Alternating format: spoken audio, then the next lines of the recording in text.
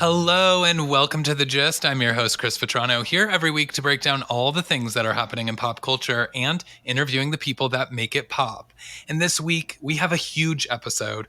We're going to be talking all about the biggest pop culture moments of the last month. It's a regular segment here at The Gist, but January, guys, it was a doozy. So I had to bring some reinforcements to help me walk through kind of all of the things that happened and took place. And so what better to do it than two people that are super important and close in my life. The first one, I've talked about him a lot on the podcast. And so you guys might know him, but now you will actually get to know him. He's, well, my husband. Please welcome Joe Feys. Hello. Hello. And then next up, it's one of our best friends who we just refer to her as Mother. She's a Housewives fanatic with a ton of opinions about what our favorite stars are up to. So please welcome to The Gist, Emily Vecchio. Hi. So excited that you guys are both joining me on the podcast today. Thank you for the invite. Yay. We can't wait to mother. I know. You're going to be mothering like crazy. But January was a crazy month. It was giving life from literally day one.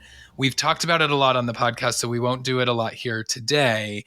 But obviously, 3 days into the new year, we got the reality Von tease of it all on Real Housewives of Salt Lake City. I know my husband Joe is not a Housewives fan, so he doesn't even know what we're talking about. But Emily and I have spent many sessions over glasses of wine talking about Monica. So we've got that. We've talked about it. Thank God. But to bring Joe into the conversation, I figured we would cover some non-Housewives topics first, just to get them out of the way.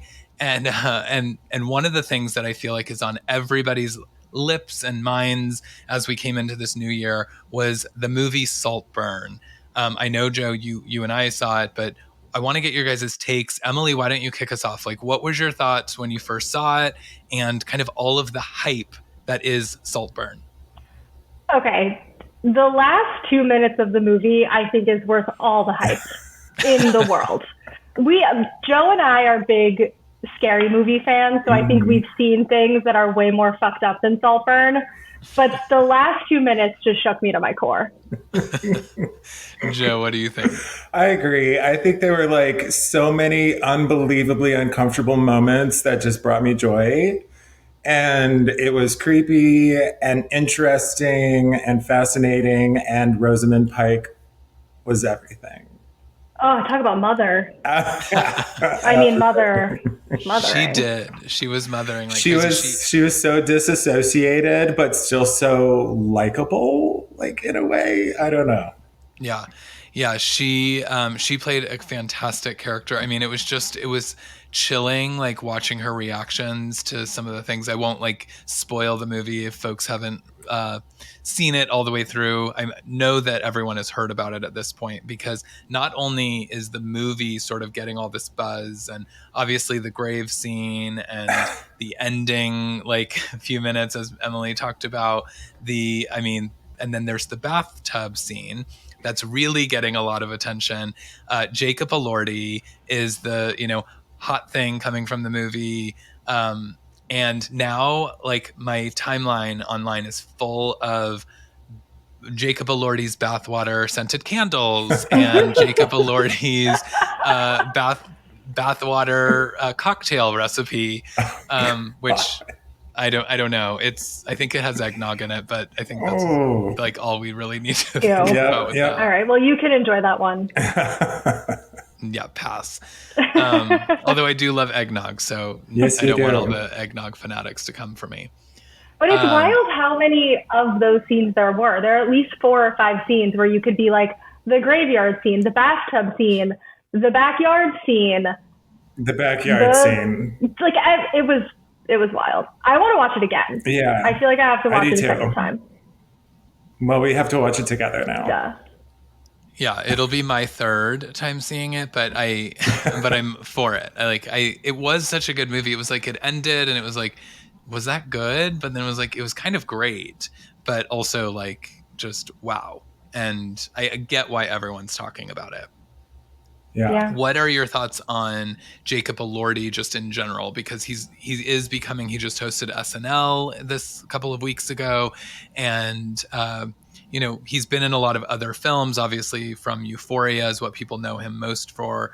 But what are your thoughts about him as this kind of new hot thing in Hollywood? I think that he has such a one-dimensional character in Euphoria, and that's really all I know him from. So I was really excited to see him like smile and be this charming British socialite. And it kind of added like an adorable factor to him. But after watching him on SNL, I think he needs to maybe have a sandwich. Yeah, definitely. I thought you were going to say brush up on his comedy chops. Well, that too. I don't know. I think it's deserved, though. I mean, he's easy on the eyes. He's tall. Very tall. He is very tall. I didn't realize how tall he was, actually. How tall is he? SNL. He's tall. He's very tall. I think he's like 6'5" or something like that. But of the hotter young men that have emerged, I would take him over like the Austin Butlers, the Timothy Chalamet. Like, I don't know. They just don't do it. Yeah. And he is 6'5", by the way. All right. Even better. Perfect. So speaking of that, another big kind of topic from January that when the year started, it was all over Twitter or X or whatever we're calling it these days, and all of our timelines. Jeremy Allen White, who is another sort of one of these Hollywood's next it guy, became the face of Calvin Klein underwear. And do we care about it? Do we not care about it? Where do we stand? I care because it is. I don't like I haven't seen anything that he's in, but whew, yes, that was a fine yes, ad. chef. Yes, chef. Well, he doesn't look like Tom Selleck, so I don't really care. He's not really your cup of tea. No, he's not. I mean, it was interesting because, he did sort of just, I mean, The Bear is obviously like getting a lot of buzz, but I used to watch Shameless when he was on, and I never really like pegged him to be this like hot Hollywood hunk. And yeah, when he stripped down to his underwear, it was like, oh, we didn't realize he was doing all that. So, I mean, he's giving in 2024. But there's this level of working out that looks really, really good. I haven't discovered it yet, but I've heard about it. And then there's this level of working out that like you become a Zac Efron and it's all of a sudden just too much. It's just so sculpted. And like, yes, you look like Adonis, I get it, but it almost just isn't, it surpasses like, yes, you're beautiful, but I'm not attracted to you. And he kind of has that body for me. Okay, but Zac Efron, because he's so pretty, I think it's too much. It's too like much of you're a statue. Right. But Jeremy Allen White's a little rugged, so I feel like he's getting away with it. How sculpted he is. I can see that. And he's got a little bit of hair here too. Which is good. Yeah, he's got some chest hair. He just needs a big thick mustache. And done. I mean, I just have to call out that you guys both referred to Zac Efron as Zac Efron, and I love it. Right. Whatever. His given name. Speaking of names, so another big kind of story that broke, I actually feel like this broke and then went away, but I still wanted to mention it today. The Jeffrey Epstein list was finally released. And, people had been waiting, especially like over the holidays. I kept seeing people were waiting for this list to come out and who was going to be on it and who wasn't. And, and then it finally did. It came out and we had some kind of surprising celebrity names on there. Maybe not surprising Leonardo DiCaprio, but we had Cate Blanchett. Bruce Willis, obviously Bill Clinton was not a surprise. And then Naomi Campbell was one too. And then in response, she released this video. I don't know if you guys saw it. She released a video calling it character assassination that she was even on the list. And so what are you guys, how do you kind of feel about this whole Jeffrey Epstein list and the names that are on it? And also maybe what are your thoughts on the fact that it kind of just like went away? I feel like we aren't talking about it anymore. I don't know. It flopped a little because I feel like I missed something. Like I missed something with the names on the list. The only thing that, for like what Naomi Campbell was alluding to, is I don't think there was a lot of nuance in how they released the capacity that these people were involved in this whole thing. Because did they just fly on his plane? Like from like one of their houses to another one of their houses? Or were they to a on job? the plane in some sort of like victim capacity? We don't know. I think with Cate Blanchett, her name was just mentioned on the plane. Like someone was just talking about her, but it's recorded testimony, and so it's out there. I feel like I missed something. I feel like the list just like came and gone, and I have no idea what happened. I'm with you on that one, Emily. Chris, do you have any idea how many names were actually on there? Like, how long is this list supposed to be? I think it was like 110 or something. Like that's not a lot of people, actually. It wasn't a lot, but and like a lot of the names are people like you would just never know or have heard of. So I think obviously like they focused on the well-known celebrity names, but Bill Clinton and and I think like it was a little like it was strange to me how it just died. Like when Naomi Campbell came out with her video and she was so upset about it, I was sort of the mindset of, okay, this is like what all the celebrities are going to do. They're all going to sort of react, and we're going to see this really play out. And then we're going to potentially like have more story to actually find out what happened. Right. Like, and I just feel like we never found out anything about it. And she probably didn't even need to do that video because she put more attention on it than it's kind of like, doth thou protest too much or whatnot. Well, the other thing that's strange too, though, is that like the people that we know who were involved in a really nefarious way aren't really suffering, besides obviously Jeffrey Epstein himself and Ghislaine, who I think went to prison, but like Prince Andrew, like Leonardo DiCaprio, who is probably, dates women who are so much younger than him. But like, it's strange that there's been like no reaction. Yeah. Good or not good, but there's not been this like crazy cancellation or this like, reaction at all. Well, and I think too, it's like it came out literally like New Year's Day or like the day after or something. So it came out in kind of like an interesting time, which I'm sure was strategic that they released it when not a lot of people were going to be following the news. And then, like I said, there was so much sort of other things that sort of just took the attention of pop culture, and people just kind of like passed by that because it wasn't giving anything. It was like, they saw it and they were like, yes, and which brings us to our next topic. You like this segue? We try to do some segues here. Ariana Grande, who I know Joe is a massive Ari fan, released her new single sort of out of the blue. We had heard that she was in the studio with Max Martin, and we knew that there was music coming, but we also knew about the movie that she's been filming, Wicked. And then all of a sudden it was like, oh, here's her new song. So Yes And was her first single from her upcoming album, Eternal Sunshine. Joe, since you're the like designated Ari fan, give us your thoughts.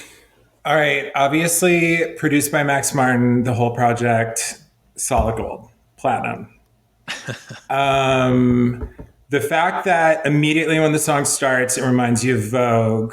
It gives you the idea that this is going to be a throwback project, a passion project to be thrown back to 90s pop. You watch the video, it's Paul Abdul. Got it, got it, got it, got it, got it. So the song itself, I would give like a solid C plus to. I think that the verses are the weakest part, and then the chorus is, kind of fun to sing along to, and the music obviously is great and perfectly produced. But I think that it was a good first single.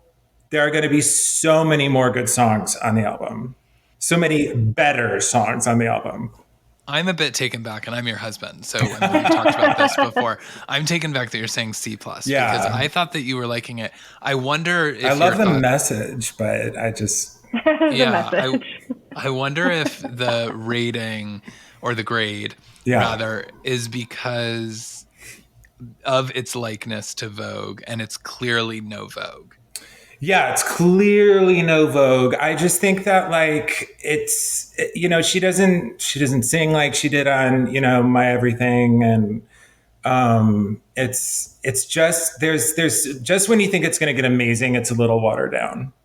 And the whole thing is just like a little watered down, but it's a perfect first single, and it debuted at #1 on Billboard Hot 100. So it did its job. It got people like aware that she's going to come out with more music, and if it follows this throwback trend, I think she'll have a bunch of singles off the album. Yeah. And Emily, what are your thoughts as being like not as big of an Ari fan? Yeah, Ian, I don't have deep thoughts, but I agree with the C plus rating. Okay. I'm surprised. I don't think that's leaving anyone's jaw on the floor. I do like if she's going in the direction of like resurrecting the 90s diva-ness of it all. I'm here for that. I would love for that to resurrect itself and that be where she's going. But if she's not talking about dating SpongeBob, I don't care. Well, I think she's going to have some really great visuals with this album too. Just some really fun videos to go with it. And she's, I think it's a passion project. And she did wrap the movie Wicked, so she can get rid of that hideous yellow hair that she has. I can't with that anymore. It's time. Yeah. I hope that we get like a more natural look for her next. But she just bought it. Yes, she did. All right. So yes, and mixed reviews, but also new music out this month and another sort of comeback, if you will, maybe a little bit more controversial for the call, but Justin Timberlake released his new song Selfish last week, performed it at SNL with another new song. What are we thinking about it? And obviously we need to discuss the incredible response that the day it came out, Britney's version of Selfish, which was a bonus track on Femme Fatale, became #1 worldwide on the iTunes charts, and in more countries than Justin's version did. As it should have. And then on the music video download for Apple, her videos took up the top 5 music videos downloaded that day, whereas Justin's video for Selfish was #6. So Britney fans, like, don't come for Britney, and the Britney army is petty as hell, and I love it. But what are your guys' thoughts on the Britney army, their response, and then also Justin's song? I love that as a society, we're moving towards when Justin Timberlake does something, all of society is just acknowledging like everyone else that he got famous on the back of. So I love that. I love that. But I mean, I don't think the song is anything groundbreaking. I'm personally not super psyched that he's going on an arena tour. I could really like, if it were an NSYNC tour that he had built up and announced, that would have been incredible. And I would have paid any amount of money to see them perform again. But with Justin, it makes me proud to be a Britney fan. Oh, well said. Who's going on tour with him? I don't think it's been announced. Do we know yet? Okay. Well, I think he's going to have to co-headline it to fill up an arena, quite frankly. Well, so I have a prediction. I think, the first thing is that I thought that it was hilarious that he released his world tour dates, and there is one Vancouver date in Canada, and then everything else is the US. So I was like, we're just gonna, like, that's a North American tour. Yes. That is not a world tour. Barely. It's an American tour with one international date that's 20 minutes away from the border. And like, granted, maybe he will extend the dates and roll out more, but No, when you announce will. a world tour, you should have some like world dates. I'm with Emily as far as the song goes. I think it's like, we've all heard it. You know, I thought it was good. Like, it was nice to listen to, and the three of us listened to it in our kitchen last weekend, and you know, just gave it a good old here, see, here. We're gonna land on here. Yep, not a thing, but let's do it. Not a thing. But we land where we land. We land where we land. And so it was fine. Yeah. Not a C plus though. Maybe like a C minus. Yeah, it was a yawn. It was a bit of a yawn. Yeah, predictable. Predictable, not needed. I like the other song he performed on SNL better. Yeah. That at least had some like... It had some gusto. Yeah. And his band is amazing. Yeah, very true. I forget what he calls them. I think it's like the Tennessee Kids maybe, but his band is incredible. I love his band. Yeah. But my prediction, aside from the fact that like the world tour was hilarious, the announcement of it, but the prediction, and I mentioned this in my one of my previous episodes where I made some predictions for pop culture this year, is that the NSYNC reunion we saw last year will not be the last of it. And to Joe's point about it co-headlining, I have a sense that this is like, Justin thought he could do this on his own. So he wants to like pave the way and be like, here's my new solo music. Here's my world tour. But I have this like strange suspicion that we are going to see NSYNC pop up on this tour. If not all of the dates, at least some of them, whether it's a surprise or it's an announcement. I feel like they're going to definitely like incorporate that, because after the song came out and they appeared at the VMAs, there was such an audience that was like, we want more NSYNC, less Justin and more JC. And, and Absolutely. I feel like that will potentially happen. That's my prediction in this. I hope it does selfishly, but I hate that they have to be the afterthought, you know, like that should be the tour. That should be what the buildup was all centered around. You know, if he went on tour with Sabrina Carpenter, that shit would sell out. I knew that you were going to try to bring Sabrina into this conversation. She gave us nothing but Dick Clark performance. But yeah, no, I think that Justin, and then I don't know if you guys saw, but Britney actually has since commented on the release of Justin's new single. She posted, I think it was yesterday, and yesterday is relative because we have no idea what day people are listening to this. So it was at some point in January. But I think she posted that something to the effect of, she first of all apologized to Justin for some of the things that she said about him in her book, and then followed it up by saying that she absolutely loves his new song and thinks it's incredible, and then also made reference to the fact that she saw his performance on SNL of Sanctified, the other song he performed, and loved that. So she has said all of those things, which was super surprising to people, especially the apology. Why are we apologizing? It's 2024. Why are we apologizing for things that happened years ago? And that we are so proud of Britney for actually like coming clean and putting out there. So that's my first statement on that. But also, why are we talking about Justin's music on Britney's platform? And there are theories that it's because they're both on the same they're both on the same label, and that RCA actually said to Britney, you're getting like all, because they're downloading all your stuff, but people are like doing this campaign against Justin, and so will you post something to sort of quiet people down and show a united front of two artists on the same label. What do you guys think about that? Well, there's his co-headliner. Could you imagine? No. Oh, no. I would faint. I don't know how the Britney army would react to that. It would be. I'm one of them, by the way. Yeah, that might just the world might just explode. There would be so many slap fights and like taking off the glove slap fights in the audience in the arena. It would be mayhem. Yeah, too much violence for I 2024. do hate that.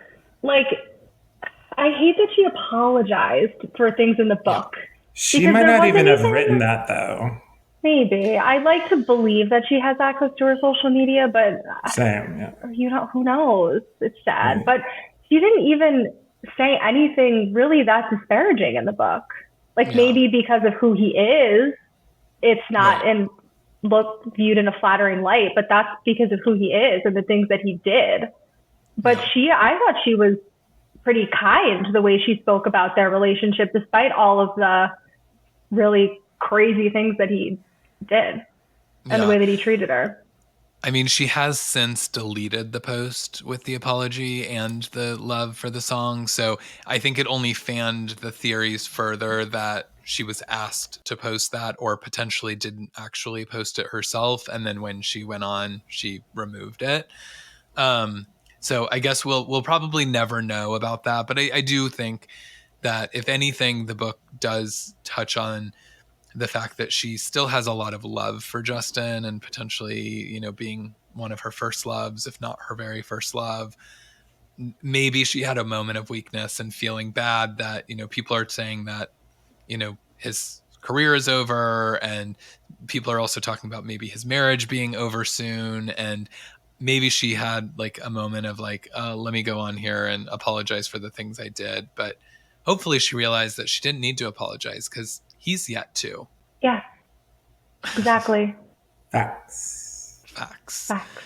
Speaking of Britney, in January, she made the devastating announcement that she was not going to be returning to music, and she has no plans to do so. And that came on the heels of all these rumors that Charli XCX and Julia Michaels and potentially Circuit and Max Martin were all enlisted to bring together songs and start writing music for the new Britney Spears project.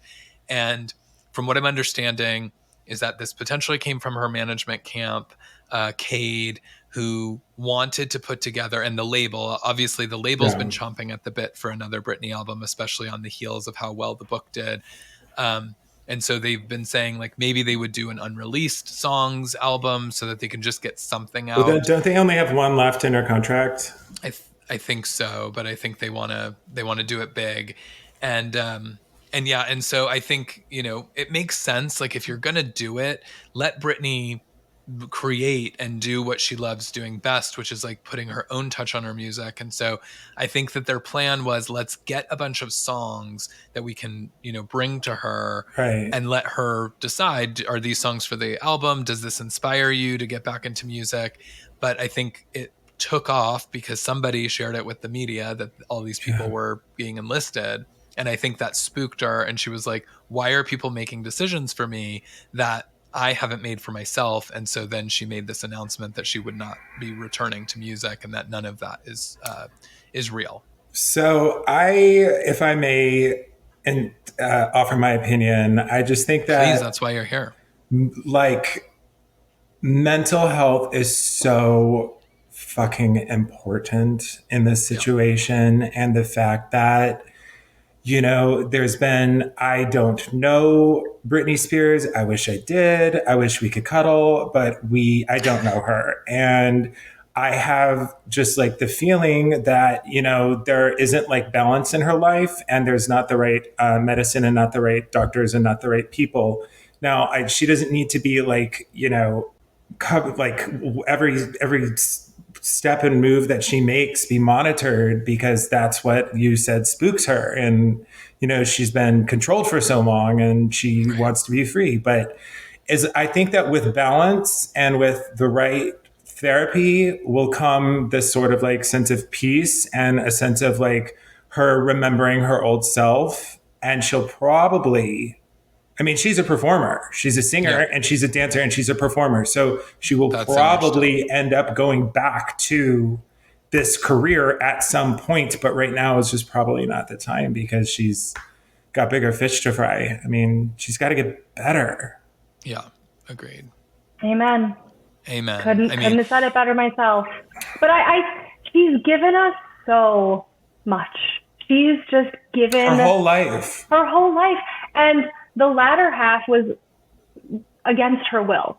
Yeah. So she's just given and given and given. And I couldn't agree more that whatever she needs to do to get peace and happiness in her life is what she should do. And we'll get more Britney when she's ready. When she's ready. Yeah. Yeah. Focus on the mental health, girl, and come back to us when you're ready. And we will be here. Oh my God. Yeah, we'll be here. We will be here with bells on. Bells on. There's room in our bed, Brittany. You can come cuddle with both of us. It's a big bed. What about me? Well, you'll be in there too. Okay. You'll be there. Okay. You'll be there too, mother. But speaking of mental health, and I know, Joe, you're not a Housewives fanatic, but you do know what's kind of going on with everything that went down with Erika Jayne and her now ex-husband, Tom Girardi. And in January, we found out that there had been, this was like I feel like it was the entire year last year, but it was months and months. We were talking about whether or not he was competent enough to actually stand trial. And in January, we finally got the verdict that he is. So what are our thoughts on that? Because this is potentially like very damaging news for his side of this case. That's what I'm most curious about is does this mean then that he has fraudulently been claiming to have Alzheimer's this whole time and put himself in this facility and appearing disheveled and obviously feeding this lie to Erika to put on the television, to put on Housewives. So I'm very curious with where that plane is going to land. No pun intended with the plane, but I think that he absolutely should stand trial. I mean, the fact that the two of them are going to are close to skating by and getting away with this is crazy to me. And that she still is trying to justify holding onto these earrings, and that, even if it's civil or criminal, whatever it is, they stole from such a desperate situation. All these desperate situations. It's so horrible, and it's I can't even wrap my head around it. Yeah. The whether or not he's actually been sort of portraying this dementia, Alzheimer's issue is really dark to think about. But when you're about to stand trial for the things that he is being accused of, I mean, if he's that kind of guy and he's been doing all of these shady things for this many years and these criminal things for this many years, I guess it wouldn't be such a leap that he would also be, manufacturing sort of his case, because he is one of the top lawyers. And, that was one thing that I always thought was a little strange, was he was practicing law and he was one of these powerhouse lawyers. And then when all this news came out, it suddenly was he's been on a downward spiral of dementia and Alzheimer's and it's well, how did that work with him representing people? That didn't seem like it made sense. Because he wasn't disbarred until this all happened. Exactly. So if he was on this downward spiral of dementia for as long as they say he was, then why has he been practicing law for the last however many years? But exactly like you said, what he's done or what he's been accused of doing is so unconscionable that to go the extra mile and say I can't even be on trial for it because of XYZ and that also be a lie is just par for the course, because he's just been defrauding completely innocent people. And I'm very curious to see how it's going to play out and then where it's all going to land with Erika on the show, because she's really been on this pseudo redemption arc. Right. And it's I'm curious to see if she's able to sort of finagle herself off the hook. Well, I mean, she's selling these hot $7 tickets in Vegas. I mean, No, that it was $7 OnlyFans for Denise Richards. I think her tickets were even less. I think they were like $4. Yeah. But yes, the way in which she's, the earrings you brought up, but I don't know, did you see, I think it just came out today that there's like a preview of, I don't know if it's a special or if it's going to be on Housewives, that she's sitting down with the victims. Have you seen what? this? no. Yeah, she's going to be sitting down, and all it shows is like she's walking down. She's got this, now she's like lost all of this weight, but she's got these massive pants on, and she's like walking down the street, very buttoned up. And I think that she, and then it's like her sitting down at the table with these women and her saying something like, well, here we are, or something. And they're like, did you see it? Did you see the documentary? And she's like, the housewife and the hustler. And they're like, yeah. And she's like, I saw it. And that's like all they show. And I'm just like, they seem like they're out for blood, like even in that clip. So I am dying to see whatever that is, but will be seated and ready for that. I feel like she is able to just like manufacture empathy. We saw it on the show where she was like having someone teach her how to empathize. So I'm curious to see how well of a job she does portraying that. Well, and she had to ask her therapist, how do you have empathy? So like, was that a genuine question, or is she prepping for this documentary? I feel like she was prepping for her sit down. It's just a common question from any sociopath. It's fine. Yeah, exactly. Yeah, it'll be interesting, but I will definitely be interested to see kind of where this trial goes and where the Tom Girardi stuff all falls. Yeah, he's just a little shithead. He's gonna get what comes. I don't know. I can't imagine he isn't, if not criminally charged, left just completely bankrupt and sold for parts to pay these people back. Yeah, I think they already are. I mean, I saw, and I go on an architecture blog, and that beautiful home in Santa Barbara was sold for like half its worth, just to, someone got a church for half the price. Exactly. Yeah. It's probably Katy Perry. In other Bravo legal news, Ariana Maddox is suing Tom Sandoval for the sale of the house. He is refusing to sell the house from. They obviously broke up. I'm catching Joe up. I know the rest of the world listening knows all about Scandival, but Joe needs a bit. So they broke up, and they are still living in the same house because they bought it together, and neither one of them, she wants to sell it so they can split it, the proceeds, and like walk away. And he's refusing to do that. He's just such a piece of shit. I mean, he's just such a piece of shit. Like, for it to even get to the point where she has to sue him to split the pros. I mean, talk about a sociopath. It's like his public image is so, it's so clear what it is. Is this the one with the mustache? Yes. The worm with a mustache. The worm with the mustache, yes. Does it look like Tom Selleck's mustache? No. No, you wouldn't like this mustache. Okay. No. Let me Google it. Yeah, it's way too curated. Yes, it is. And I agree. I'm very interested to see how the season goes. We just got the finale this week, or the premiere this week. Yeah, and, tonight. It's happy holidays. Yeah, we're going to be tuned in for a season to see all of this play out, I'm sure. But yeah, it's like, and he also was on a podcast this week talking about how Ariana like led him to cheat on her, and that she was responsible. Like, he's just not getting it. He's not getting that he's responsible for all these things. And it's like, why don't you just want to move on and like sell the house and like put this chapter behind you? Be the better, bigger person for once. That's what I don't understand. Like, he hasn't course corrected at all, which he's a narcissist. He's clearly doesn't understand empathy either. So that's not surprising. But I don't understand why they can't come to some type of agreement on the house.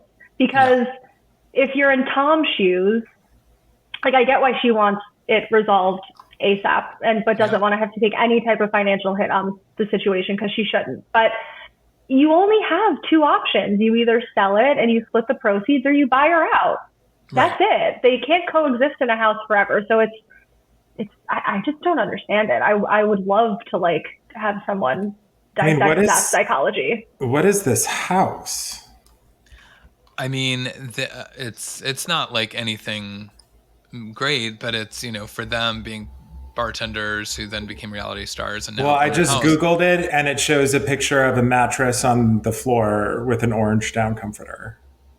Okay, well, that's clearly not it. You don't know. That's their old apartment, I'm sure. But yeah, no, it's time for them to move on. I kind of wondered if he was doing this all through the off season in an effort to make sure that he had relevance in the new season, because maybe the whole cast had basically turned on him. And I wondered if he was like, I've got to, like, stay living with her so that when the new season comes, they can't just say, like, well, Tom, no one on the cast likes you or is talking to you, so you're not a cast member anymore. You guys, that wouldn't surprise me. That would not surprise me, because that's his only mechanism to still try to control the situation, is to, you know, keep hold of this house and then use as it's a really nice house. Yeah. I'm looking at the People article, and it's really pretty. Yeah, it's a gorgeous home, but yeah, so we'll see. I'm sure that we're going to see it all play out this season on Vanderpump Rules, which, like I said, premiered this week. So very excited to start tuning into that. But I mean, like I said, January was a doozy. There's a lot more things that happened. These are the things that caught my attention. Before we wrap, was there any other sort of hot topics, hot takes that happened in January that you want to bring to the table? You both have something. Joe can go first, because he raised his hand first, and that's how rules work. Thank you for raising your hand for the podcast. I would like to discuss Ice Spice. Okay, but what did she do in January? Everything. What didn't she do? Was she on SNL in January, or was that December? No, she was nominated. I got you, Chris. I got you, Boo. I'm checking you. She was nominated for a Grammy for Best New Artist in January. Great. No, this is the thing about Ice Spice. Everyone says that she raps very lazily, but it's all about the ad-libs. She does, though. No, it's the ad-libs. It's the ad-libs. Like, if you listen to... She's like, after everything she says, she's like, or like, damn. I've never heard someone say facts, which is one syllable, in the sleepiest way possible. Or like, facts. Facts. Damn. No, she's going to win it too. Mark my words, she will win for Best New Artist. At the Grammys? At the Grammys, and that's it. That's all I have to say. Well, who's she up against? Do we know? I don't know it off the top, but I wouldn't say that she's probably in my top pick. So it's Gracie Abrams, Fred again, Ice Spice, Jelly Roll, Coco Jones, Noah Khan, Victoria Monet, and The War and the Treaty. I know literally none of those people won. I'm going to say Jelly Roll or Victoria Monet. Ice Spice. But I don't know. I mean, I don't know. I don't think Ice Spice has it. I mean, and she certainly was not the January rapper that everyone was talking about. After the Megan and Nicki feud that went down in January, everyone's talking about them. So, well, Megan's the best rapper ever, so. I agree. Facts.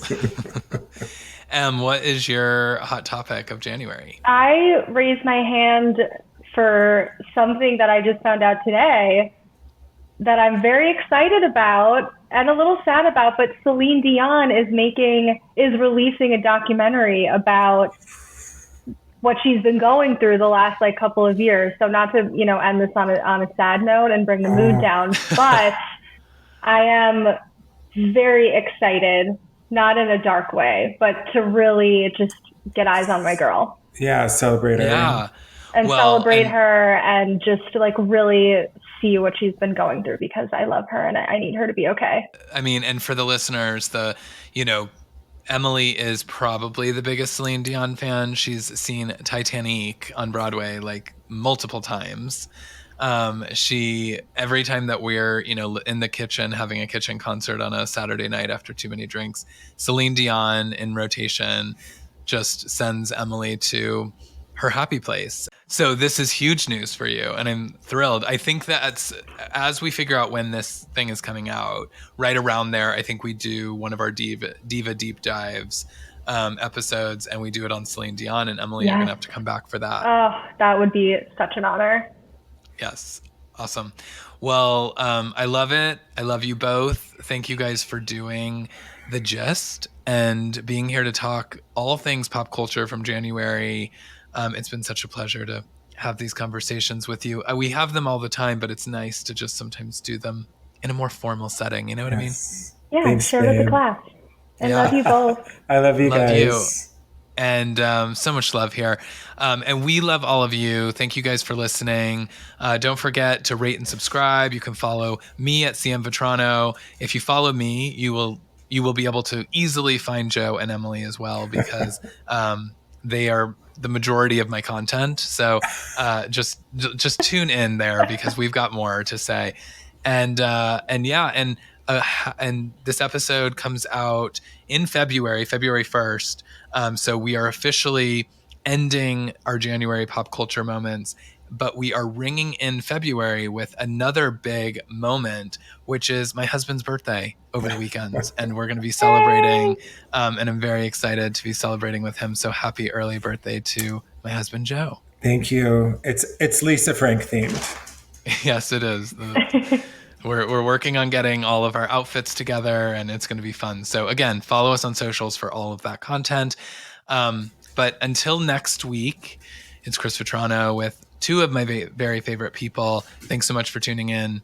Bye.